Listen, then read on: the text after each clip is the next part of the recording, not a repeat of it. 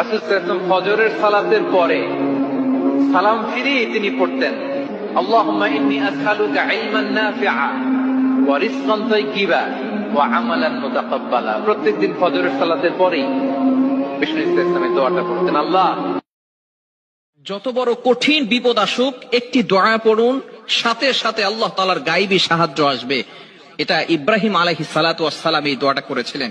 যখন নমরুদ ইব্রাহিম আলাইহিস সালাতু ওয়াস সালামকে আগুনে নিক্ষেপ করেছিল, ইব্রাহিম আলাইহিস সালাম যে দোয়াটি পড়েছিলেন সেটা হচ্ছে হাসবুনাল্লাহু ওয়া নি'মাল ওয়াকিল নি'মাল মাওলা ওয়া নি'মান নাসির।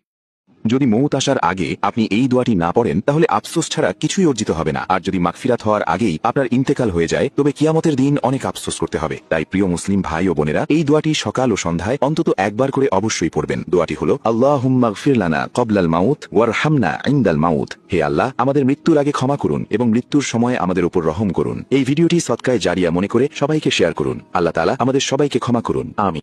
আপনি যদি চান আল্লাহ আপনার সব দোয়া কবুল করুক, আপনি দুরূদ শরীফ পড়বেন। আপনি যদি বিপদে পড়ে যান সবচেয়ে বেশি দুরূদ শরীফ পড়বেন, দেখবেন সাথে সাথে আল্লাহ তাআলা বিপদ দূর করেছেন। দুটি আমল, দুরূদ আর ইস্তিগফার।